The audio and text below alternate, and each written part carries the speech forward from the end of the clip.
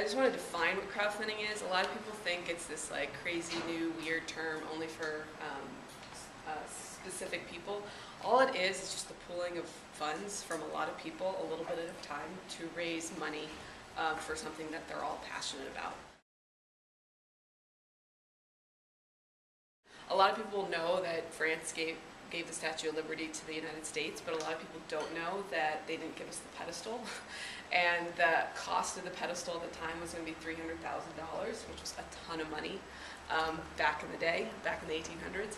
And but there was this guy by the name of Pulitzer who happened to own a little newspaper, which later became known as the New York Times. But he was really passionate about getting this Statue of Liberty up.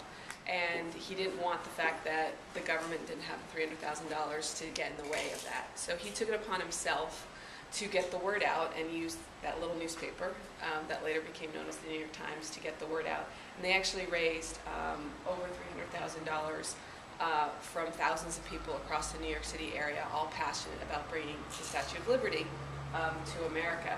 And the average contribution was less than $1. So that just speaks to the power of the crowd.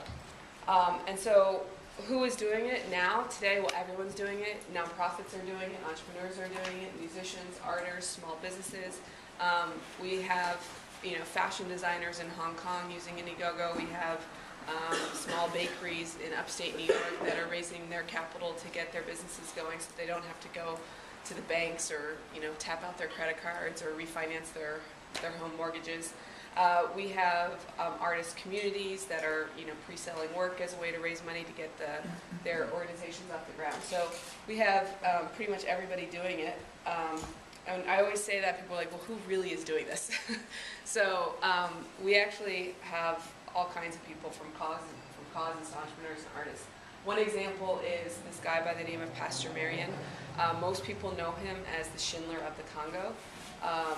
For the last decade, he's been saving hundreds and thousands of lives by hiding people from execution.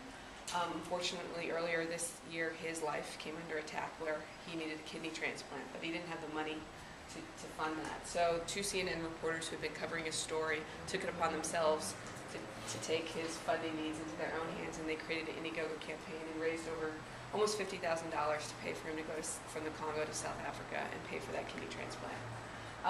Then we have entrepreneurs like this guy Jean-Marc, who he had invented this really cool e-maker out of the UK. The only problem is he didn't have the money to actually prototype it and bring it to market. Instead of trying to raise the money through venture capital and be rejected, he decided to take it upon himself and go directly to his customers, the people who want the e-maker. The e-maker, is a retail level 3D printer. So it's a really cool, simplified, streamlined version of a 3D printer. So he actually went out to the world, created an Indiegogo campaign, and pre-sold his e-maker and raised almost $160,000, well more than the $20,000 he actually needed to get the prototype into the market. And then we have cool artists like this filmmaker who's making a film called Slam Dunk, which is about the positive impact basketball is playing on young girls' lives in Iraq to help with their confidence and everything. And they've actually raised over 20 grand. They've done a couple campaigns, raised 20 grand from 19 people. So who are these people's funders really? Well, they're an assortment of people. For Pastor Marion, it was the people who'd been following his story for a dozen years, who for the price of a cup of coffee wanted to give back and say thanks for doing the great work that he's done. For the e-maker, the 3D printer, it's the people who actually want the thing, his customers. And for Slam Dunk, it's people like me who was positively impacted by basketball in my early youth. And I want to see this film made because I want to inspire more young girls to play basketball, whether they're here in the United States or in Iraq.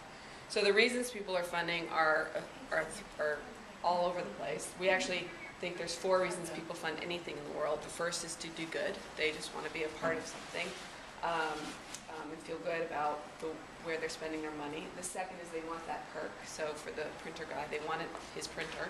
And the third reason is they want to participate in something bigger. So I want to inspire the movement of girls playing basketball. And I can't do that working my day job every day, but I can do it through living vicariously through this campaign.